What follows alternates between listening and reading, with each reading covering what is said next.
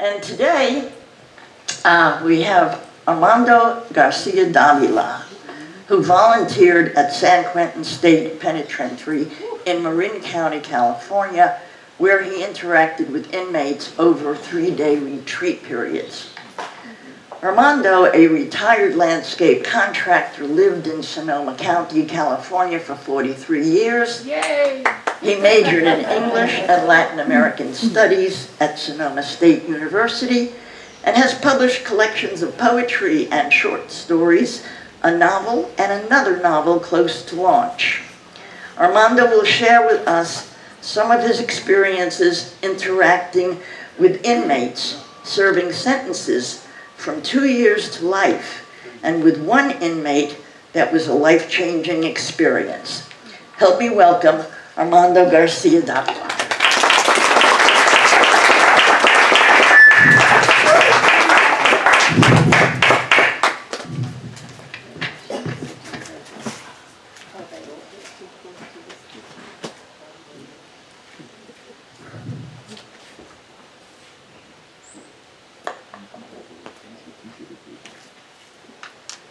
Good morning. Good morning. Can everybody hear me in the back? I'm okay? Sound good to me. Louder? Now I will count to 12, and we will all keep still. For once on the face of the earth, let's not speak in any language. Let's stop for a second, and not move our arms so much. It would be an exotic moment. Without rush, without engines, we would all be together in a sudden strangeness. Fishermen in the cold sea would not harm whales, and the man gathering salt would look at his hurt hands. Those who plan wars, wars with gas, wars with fire, victories with no survivors, would put on clean clothes and walk about with their brothers in the shade, doing nothing. What I want should not be confused with total inactivity. Life is what it is about. If we were not so single-minded about keeping our lives moving, and for once could do nothing, perhaps an immense silence might interrupt this sadness of not understanding ourselves and of threatening ourselves with death. Perhaps the earth could teach us as when everything seems to be dead in winter and later proves to be alive. Now I will count to 12. You keep still, and I will go. Isn't that beautiful? Yeah. That is my all-time favorite poem by Chilean poet Pablo Neruda, who won the Nobel Prize for Literature in 1971. Okay. Picked out of the trash heap. I drove by San Quentin State Penitentiary on occasion when I lived in Northern California, and often wondered what kind of subhumans were locked up in there. We've all heard the stories, right? Prison gangs, men raping men, convicts killing each other with weapons that they fashioned in their cells. Even so, I couldn't shake kind of a morbid curiosity of what it would be like to go in and see it for myself. I was in a Christian movement in the 1980s and 90s that sponsored 3-day retreat weekends. I heard of a similar program, but it was tailored for prisons. Data showed that the recidivism rate among prisoners who attended these retreats had dropped significantly. Something inside said that despite my fears of what could happen to me, like being taken hostage in a prison riot, I should satisfy my curiosity. The opportunity presented itself when the program put out the word volunteers were needed for San Quentin. Are you crazy? A neighbor said when I told him I had signed up. He told me of a prisoner who had AIDS and stuck a needle in his feces, made a paper airplane, put the needle at the tip, and threw it at a guard intending to infect him.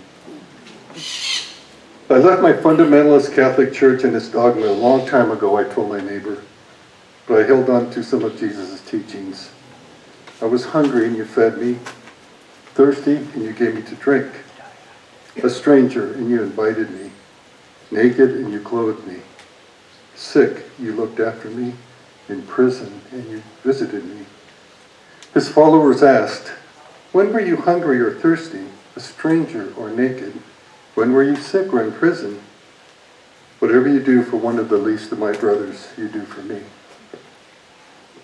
I asked my neighbor who could be more least of my brothers than the locked up criminals.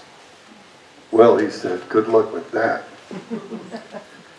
I soon found myself with a team of volunteers getting the San Quentin prisoners' cavernous chapel ready for the retreat. We moved half of the long, heavy wooden pews up against the side walls, then hung 2 huge tarps from the cable that spanned the room, dividing it in half. The front, where the altar was and still had pews, served as the chapel. The back half became the community room, where we set up 7 round tables large enough to sit 9 people. I finished my tasks and walked out of the main room into the vestibule, turned, looked out the glass doors, and there they were, the 42 residents who would attend the retreat. We referred to the prisoners as residents or men in blue, since their uniforms were blue shirts and jeans. I had yet to see one, as when they were at dinner when we entered. They stood outside gawking at me. What do I do? Give them a tough, don't mess with me look? Smile? I had told myself not to let my fear get in the way of interacting with the men. So I screwed up my courage, walked to the glass doors, pushed on the lever. I came face to face with a black man whose cheeks and forehead were labyrinths of deep creases. The whites of his eyes, peppered with broken blood vessels, looking like tiny red bolts of lightning. He was a bit taller than me, and his muscular arms and chest stretched his shirt. He had a mat of short-cropped, wiry black hair dotted with sprigs of gray. Hi, I said, convinced that like a predatory animal, he could sense my fear. He gave a slight nod of the head and said hi. There were small spaces between his teeth. A couple of them were broken. Men surrounded us, perhaps wondering what a free man would have to say to a locked-up felon. I'm Armando, I said. Robert, he said. I remembered a tip given during one of the team meetings leading up to the retreat, that a way to break the ice was to ask them about themselves. Were they married? Did they have family? Where were they from? Are you from around here? Oakland, he said. Gangster territory, I thought, beads of sweat forming on my forehead. Volunteers who had finished their jobs started walking out and mixing with residents, putting me a little at ease without so many prying eyes surrounding us. As we talked, Robert and I learned that we were both raised Catholic. We were both altar boys. Both of our fathers were truck drivers. And we both came from a family of 7 children. Robert chuckled. 9 people in the house and only 1 bathroom. Boy, I said, don't I know that one. Bud, a balding Irish-American man with a beer belly and director of the weekend, stepped out and said, okay, gentlemen, time to get started. Please come in. I was disappointed to have to stop talking with Robert, and I sensed that he felt the same. We shook hands and walked in together. Bud introduced himself, then gave a description of what the residents could expect over the next 3 days. I scanned the room. Most of the men were black, white, or Hispanic. The rest were a mix of Asian, Pacific Islanders, and Native Americans, many muscular from lifting weights. A couple had overt female traits. One of them had to be a woman, from the bun on the head with a ribbon tied around it to the petite figure and perky stride and small breasts. Was there a cell block for women, I wondered? But I later learned that he was a man known as Candy. Bud invited us to introduce ourselves and perhaps say something about how we came to be here. The tension blanketing the room from a gathering of strangers eased when a couple of the team members who had worked previous retreats in prisons joked about themselves. We went into the chapel afterwards, where a team member read the parable of the prodigal son.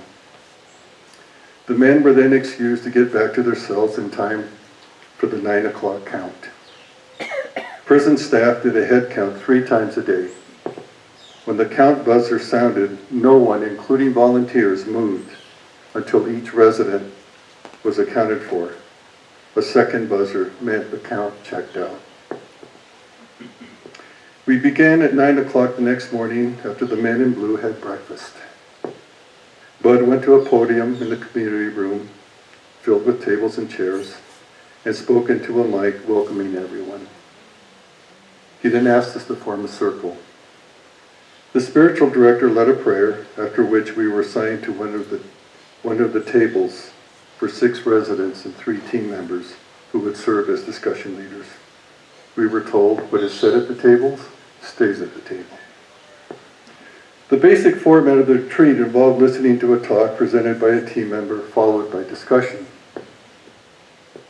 Dan presented the first talk on goals.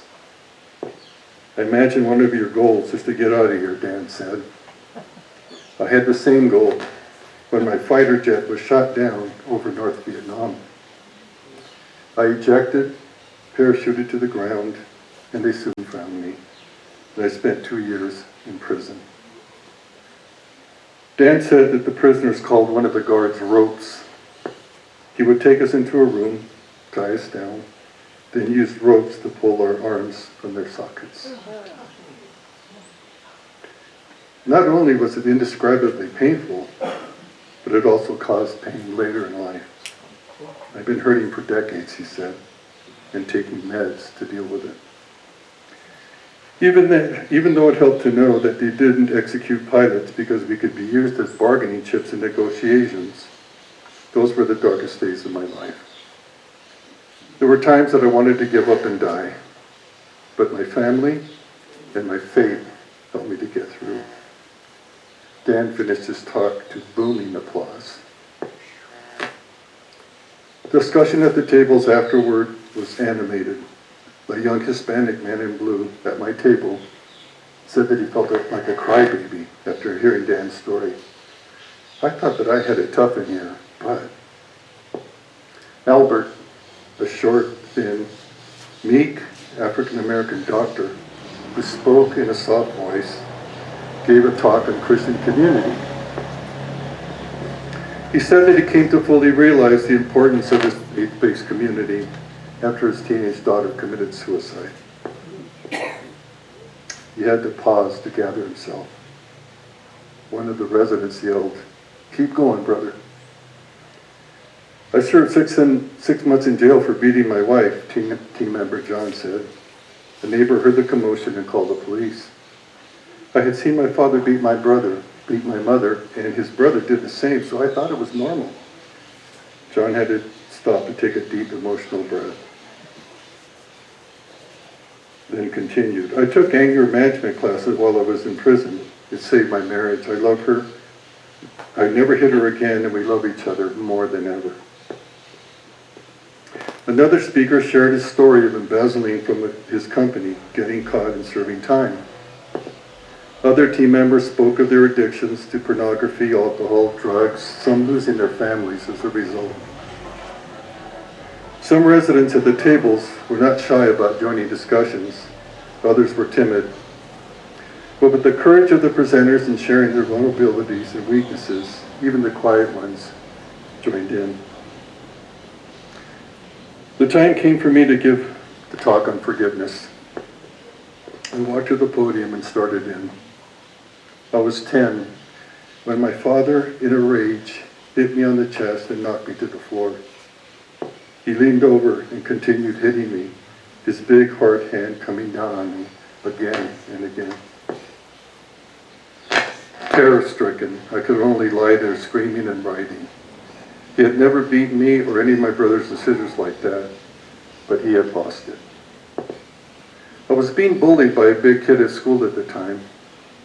Then I was sent to the principal's office for acting up in class, and I had gotten my usual poor report card, frustrating my parents. My low self-image and anger manifested by me fighting with my siblings. Pa took me aside one day and said, "I don't know what's going on with you, but you have to stop it." A couple days later, I picked a fight with my little sister. Her wailing woke up Pa. I heard his bedroom door open. I turned and froze with fear as he stormed down the hall in his pajamas, his eyes on fire. He looked into my face and yelled, "Why do you fight?" and then laid into me. My oldest sister's boyfriend, whom I looked up to, witnessed my humiliation. From then on, even though I still had the love that a son has for his father, I nonetheless feared and hated him. Pa worked the graveyard shift from midnight to 8 in the morning, driving trucks and delivering merchandise to stores. He also had a part-time job, so he had to catch sleep whenever he could. It seemed like he was never well rested. Many years later, as a man with a wife and kids of my own, I've learned that supporting a family is hard work. I have 2 children. My parents had 7. How did they keep us fed, clothed, housed, and put us through Catholic schools, buying uniforms and paying tuition on a truck driver's salary? They did it by sacrificing dearly for us. Pa was under a lot of pressure.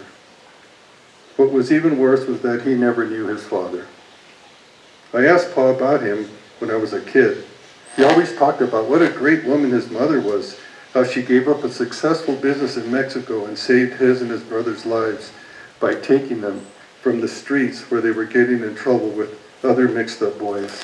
Many of them wound up dead from drug deals gone bad or shot by the police. Pa's mother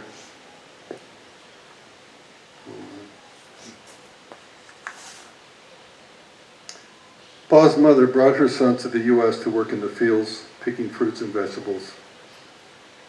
When I asked Pa about his father, he got a look I'd never seen and had never forgotten. A mixture of embarrassment, shame, and pain. He laughed awkwardly to avoid answering my question, but I got the message. We don't talk about that. I asked Ma about it later. She told me that he never knew his father because he had abandoned the family when Pa was a toddler. Then it came to me. It wasn't Pa I should blame, but his father for abandoning him, causing Pa a life of shame and poor self-image.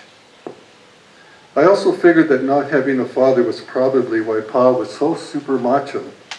His role model of what a man should be, he must have gotten from the men in Mexican movies. They were tough. They smoked and drank and never backed down. So I should hate Pa's father for abandoning him. But then what if Pa's father's father had abandoned his family? I kept going back one generation after another until I reached Adam in the Garden of Eden, and then finally to God himself. I need to forgive God for allowing men to abandon their sons, I said. I paused in my talk and looked up at the ceiling of the chapel and spoke with a quavering voice. I forgive you, God. Forgive you for allowing so much pain in the world. Forgiving my father has freed me from the rage that I had kept locked up inside of me for so many years. Forgiving him helped me to understand his pain, and now I can even feel sorry for him. Even though he's passed away, I thank him daily for sticking it out with Ma.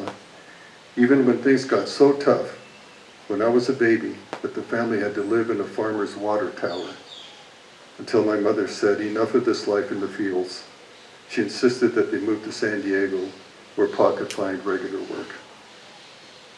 Forgiving has made my step lighter in the world. Do you think you could forgive people who have hurt you? Could you forgive God? I wiped my eyes, thanked the men for listening, and left the podium. They clapped long and hard, and the discussions at the tables was spirited. Trust among the residents grew with each talk, giving them license to share their stories. David, a handsome 30-year-old whose prison uniform was always clean, his hair neatly trimmed, and his shoes polished. He told me he had gone home from college on a summer break, bought a 6-pack of beer, picked up his closest friend, and drove to a reservoir where they got caught up. When leaving, David lost control of the car and it rolled into the reservoir. His friend drowned. Because of drunk driving laws, David faced a mandatory 10-year sentence.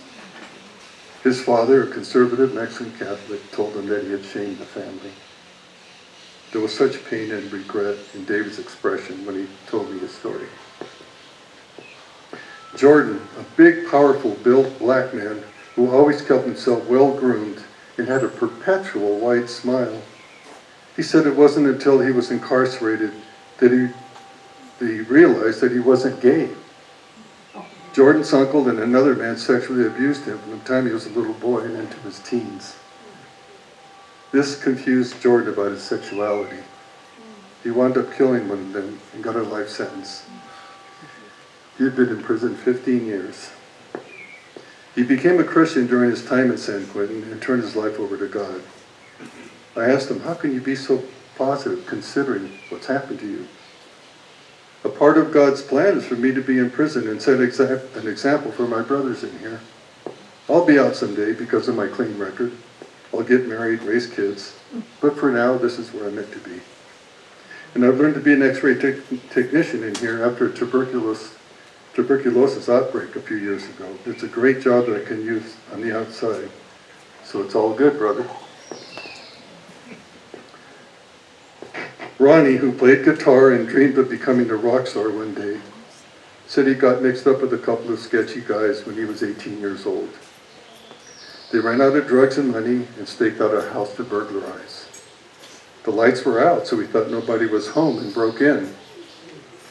But an old man came out of the bedroom. He got scared and started yelling. We had to gag and tie him up. We're not going to hurt you, I kept saying. But he died of a heart attack right there on the couch. Not only did it scare the hell out of me, but I knew in that instant my life would never be the same. I've been in for over 18 years. I don't get in trouble. I took correspondence courses while in here and got a BA degree. I've joined the Toastmasters and I've done everything right, but I still got turned down for parole. The board said that I could come back in 2 years. Another man told me, even though you can't tell by looking at me, there's times I just want to scream. I talked with the assistant pastor during a break and asked him why so many of these guys are still locked up. He shook his head. 70% of the men in here do not belong in prison. They need basic education, reading and grammar. They need rehab and marketable skills like how to use power tools. When the institution releases an inmate, they give him $200 and kick him out the gate. The men who keep coming back are the ones who don't have skills or family support. The system isn't working. And locking up people costs the state billions a year. I laid in bed at the dormitory that night thinking about so many men in blue I met who were good people and shouldn't be in jail. However, I did see some dangerous men who needed to be kept from society, but they were far and away the minority. By the end of the second day, you could feel the uplift in the men's spirits as evidenced by their laughter. They're looking forward to the next talk and the discussions. They're telling their stories, and the palpable relief resulted, dare I say, joyous. Some said they wished that the weekend would never end. It was at this point that Bud addressed the residents after they returned from dinner. Gentlemen, your old lives are over and your new lives are beginning. We have a birthday cake for you. He nodded to the back of the room. The men just turned to see a long white sheet cake on the table. Your names are written on it. Every one of them. From the man who was well-groomed to the poor scruffy guy, to the man with bulging muscles and fearsome tattoos, rose from his seat, made his way to the cake, and looked for his name. We sang them happy birthday, and then shared happy cake, happy ice cream, and happy conversations with them at the tables. The following morning, on the third and final day, Tom, the head of the music team, had a request. I forgot to bring a key to my guitar case this morning. Now, I don't want to cast aspersions, but maybe there's somebody out there who could help me open it. Everyone laughed as several men walked over. Later at lunch, Tom told the team that one of the men in blue who had come to help got a paper clip from the prison chaplain's office, bent it up, and opened the guitar case. Another guy chided him, saying it took way too long. He locked the case, reshaped the paper clip, and opened it faster. Tom had to stop them after the third man showed off his skills. When the men were at dinner that evening, the program brought in dozens of people from the outside community. So when the residents returned, the pews were filled with people applauding them and amused at the near shocked looks on their faces. The residents were directed to the altar where there was the podium, mic, and chairs. Bud, standing at the podium, looked out and said, "Folks, we had an awesome weekend." Everyone laughed and clapped. Bud then turned to the men in blue. "You heard our talks. If you'd like, you can share your thoughts about what you experienced with us before the retreat ends tonight. We would love to hear from you." He stepped back and waved his hand toward the podium in an invitation. The chapel grew quiet before a man rose from his chair and walked to the mic. "I don't know what to say except thank you all. Thank you very, very much. When I saw you the first night, I thought you don't know nothing about us. You had nice clothes on and all, and most of you are white. But I heard your speeches, and I thought, you're okay. You don't look down at us, and some of you did the same kind of things we did. At night when I went to my bunk, I slept good, better than I slept in a long, long time. God is good." He bowed his head and went to his seat to rousing applause. Moans of pity rose when the resident said,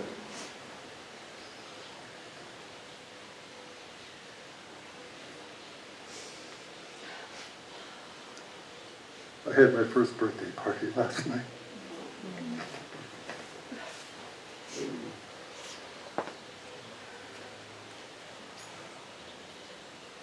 Another said, "I feel like I've been picked out of the trash heap.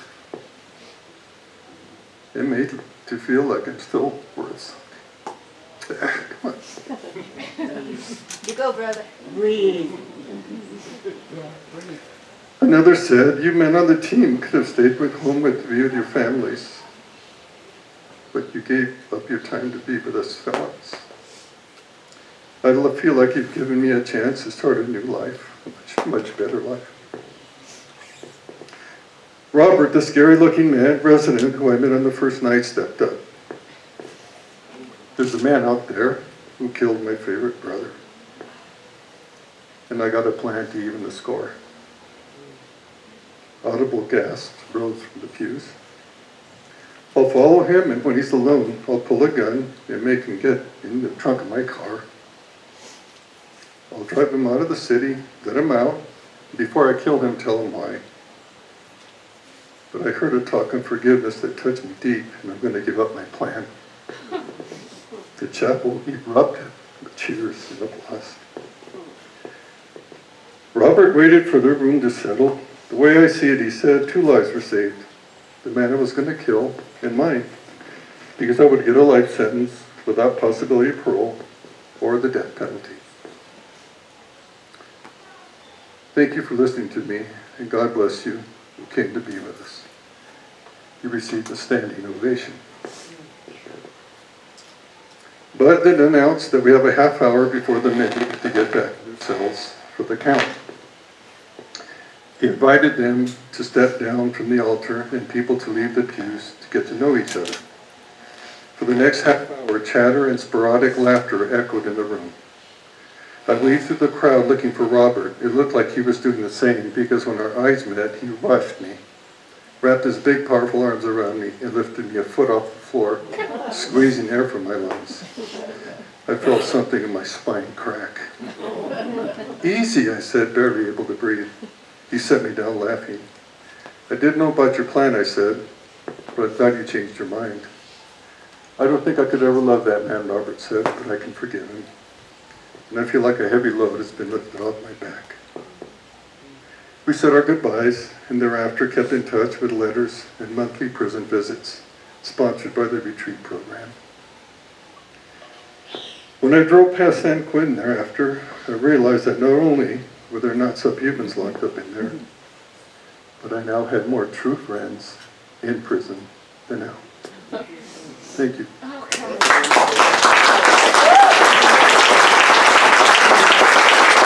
Wonderful. Wonderful. Very touching. A whole new lease on what we can think about forgiveness. So if anybody has a question, we have a question and answer period right now. Just raise your hand. I'll come around with the mic. And please stand when you ask your question. Thank you. Yeah. Well, I just want to say that the program that he was in, my husband and I were in too. It wasn't in prison though. It was, the retreat weekends. And Jim, my husband, gave Arroyo a talk on Christian community. But I remember a lot of the talks on forgiveness, but I have never heard one like this one. The other thing I want to say is I know him because in Sonoma County, I hosted with my husband a poetry series.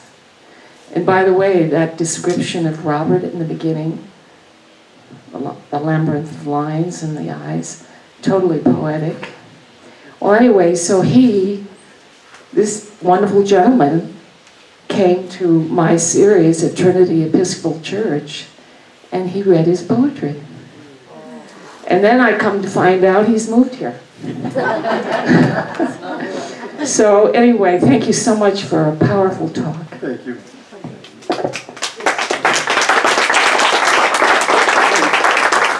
Who else?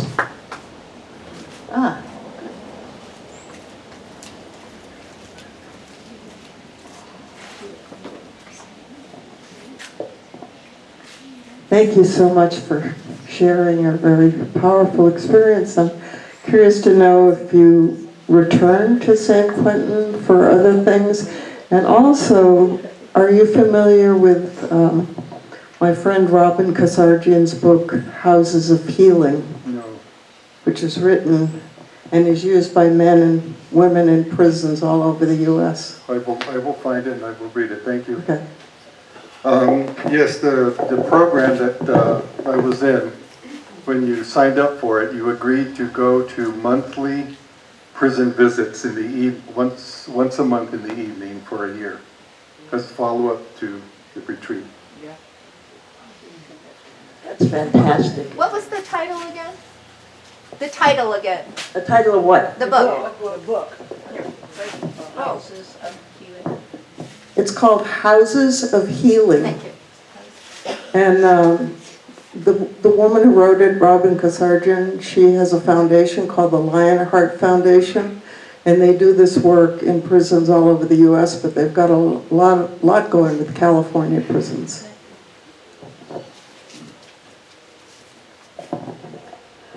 Thank you. That was an amazing talk. And I just want to share that I volunteered and went to the largest women's prison in the country near Ocala, Florida. And we would take children's books and lay them all out, and the women would choose a book for their child or their grandchild or their niece or nephew, children that they had looked after. And then we would record them reading the book to the child and send the books and the recordings to the family. It was an amazing program. I remember hearing some feedback. One of the little boys said, "I've got mommy in my pocket." And that was pre-COVID. The program hasn't started up again since then. Amazing experience. These women could be your sister, your mother. Yep. Yep. The most unlikely people. Yeah, in the wrong place at the wrong time. We were, during the retreat, there was a break, and this man got up on the altar. They had this big piano up there, and he started playing this beautiful classical music. What could he have done, to be in prison? Oh, we've got a bunch of hands.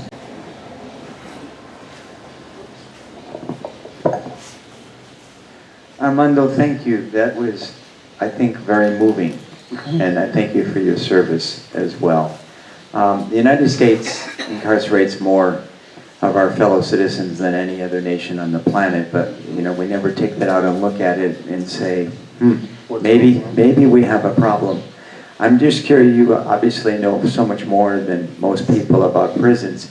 How much of those people who don't belong there but are denied parole, how much is that because of, well, first our racist criminal justice system and our very powerful prison industrial system that needs inmates to make a lot of money? Am I just being cynical, or is there some truth to that? I was involved with that program for 5 years, and that was in the 80s and 90s. So things may have evolved since then. I've heard recently that Gavin Newsom in California is trying to make the prisons a place where they can get rehab, they can get training, and that sort of thing. So we'll see. The bottom line is that it just costs way too much money. We've got these politicians, okay, now I'm going to get on my soapbox, politicians that get on tough laws to get votes, right? So they pick up people who are generally poor, can't afford a lawyer, and they wind up in prison. And once they're in the system, it's almost like a cycle. So, but we'll see. I think it's turning though. I think, it's just too damn expensive. So many people, good. I also had experiences volunteering in a training situation in both a full security federal prison and also a country club type prison, which wasn't a country club at all, but more later. Thank you so much. It was wonderful to hear your Thank you for your coming. comment. Thank you for coming. As I came in, I think I heard a melody introducing you and saying you've written 2 books, or you've written one and one is almost done. What are the names of them and where might we find them? Okay. The title of one book is Speeding Toward the Cliff. And it's based on a motorcycle trip I took when I was 19. I went around the United States. And but I had to juice it up with fiction. It's an adventure story, coming of age. A boy leaves on a long, dangerous journey, faces his fears, and a man returns. And the second one that I'm wrapping up now is called Scarecrow's Memories. And it's a real, I could spend 20 minutes and I wouldn't be able to say how much is in there, but basically it's a fundamentalist Catholic family, a fundamentalist Protestant family, and the 2 teenagers fall in love. And the planes hit the towers in New York. The boy joins the Marine Corps. Don't spoil it for us, don't tell us anymore. But when will it hit the streets? When will it be on Amazon? It'll be done by the end of the year. Good. We're in the wrap-up process now, but there's Okay. graphics and covers, but I have to say that's my best work yet. Well, maybe we can sign you up for another presentation after you publish, and then you can give us a book preview or what have you. That's a good idea. Isn't that nice? Okay, right here. Hi.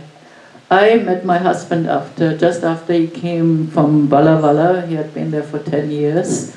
And he started the prison ashram project with Ramdas. And I was totally not familiar with anybody from prison.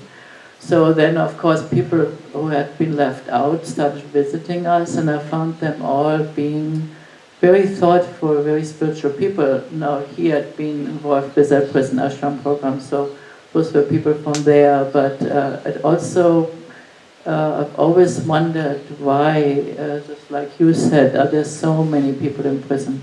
Because the people I experienced were not people who shouldn't have been left go after a certain amount of time, and so. There's some people in prison for a reason, and some people are in prison for not good reasons. The whole time that we were in there, I worked a handful of retreats there. I never heard one resident cuss. They were all respectful.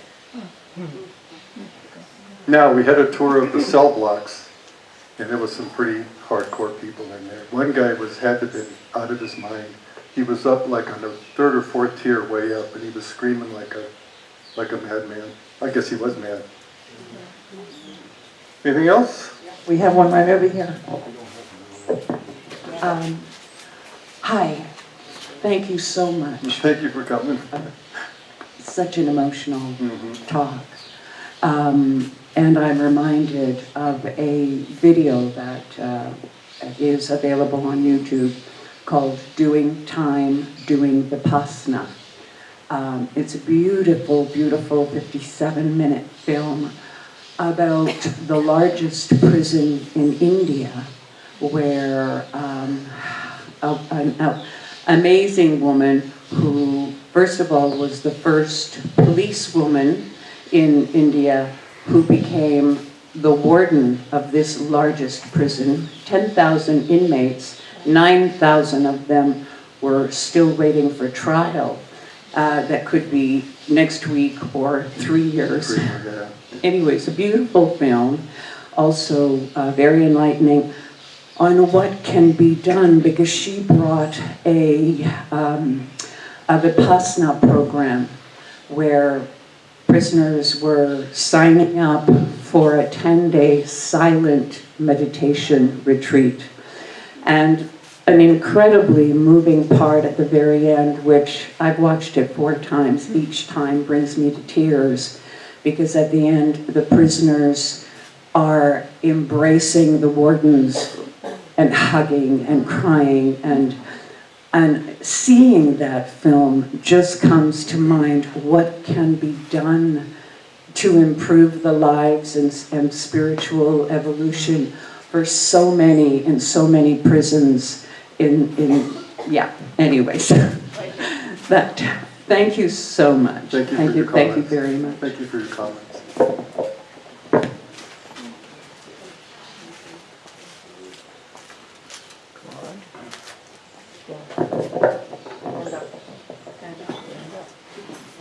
Hi, I'm Claude Heil. I remember back when I was 15 years old, I was at a retreat, a church retreat, and we were to sort of say grace, be on our own, and then read a certain passage of the Bible. And the message I received was, don't imprison somebody who's doing bad or something. Instead, give them a job. And it's the idea of forgiveness is what I originally thought, because I was only 15 years old. I was too young to hold on to a job. And your experience sure goes along with, and they said that's supposed to be God's plan for me. Thank you. Thank you for that. One more, I'll be here. Where? One more quick one. One thing that we don't usually think about with people that are incarcerated, and that in regards to the rate of recidivism, which I think you mentioned is what, 90% or something? Well, I don't know if it was 90%, but it was up there. It's high. But one thing that does interrupt that is education and special education. So many of the people that are locked up had special needs that were never addressed. So in my more than 50 years of teaching, about 10, 15 of those were in special education and junior high level. Well, here I get into, I did 10 years or so in county jails, and I met former students of mine who came up and said, boy, everything you said, I wish I'd listened. But, I mean, we can all say that to somebody. Oh, yeah. One of the big differences that I feel like I made was teaching 40, 50-year-old guys how to read. Never had learned it. And just for information, the only place I ever spent the night in jail was in West Africa. So the ones in California, I always went home at night. Thank you. Volunteering in a federal prison. Volunteering in a federal prison is a life-changing experience. It was for me, and for the people with whom we interact. And sometimes for them, it's the first time that they were ever able to tell their truth. They were ever able to be heard. They ever had a birthday party, as you were talking about. They ever were acknowledged for anything. And they all of a sudden experience love. And so do we, as the volunteer. It's really a mind-blowing and a heart-opening experience, unlike any other.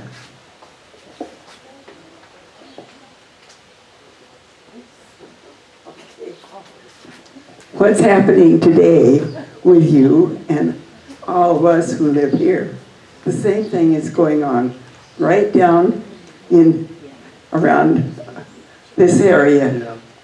And so Yes. if you have a desire to go to these places,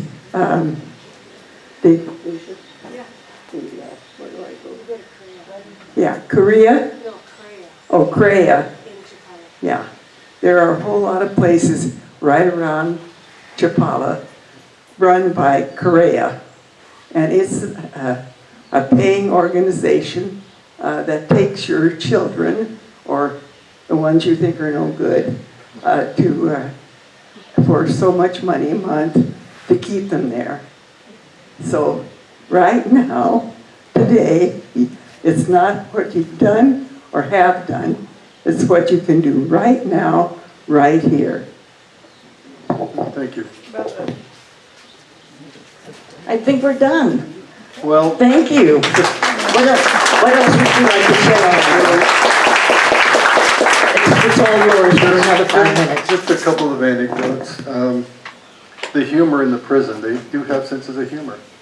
They get these lunch boxes, cardboard, and they have what they call mystery meat, and then they have these little packets that are like a Kool-Aid that you put in water, and that's your drink for they call that a Jim Jones. Guys that are coming in prison and then get out and come back in, and they say, oh, he's doing life on the installment plan. Guys that are in for less than 2 years, oh, he's in for a minute. Let's see, what else? I could go on and on, but I just met some talented individuals. I'll just tell you one. Batu, that was his name, a black man, lived in Oakland. And he and his wife realized that because of the poor education and where they lived, and all the police and all the crime and all the drugs, that they came up with a business plan. They would sell drugs. They would not use, but they would sell drugs. And the drugs that they sold, if you asked for an ounce, you got an ounce. Exactly an ounce. No funny business. And he got to be known that he was a straight shooter dealing drugs. Now, he and his wife knew that at one point they would get caught. So they set it up so she was completely out of the picture. And while they were selling drugs, they would take the money and put it here and put it there and put it here. So when he got caught, he'd serve his time, get out, and they would have their money, and they could get a house outside of the neighborhood. It was a really well thought out business plan. Now, what if Batu took that business plan and did something legitimate? You know, But because of the circumstances, the poverty, where they lived, they didn't stand a chance. Pops was a real character, a skinny little black guy with gray hair. Okay. And he was really good at chess, and he would make fun of the guys because they'd always, and he'd bet them. Well, he wound up being in the prison economic system wealthy because he had cans of coffee, cigarettes, and so he was, and that's what he traded in. He'd been in a long time, and that was his world. And he was really a nice, funny character. I loved him. But that was one of the guys in prison. Okay, thank you all. Thank you. Thank you.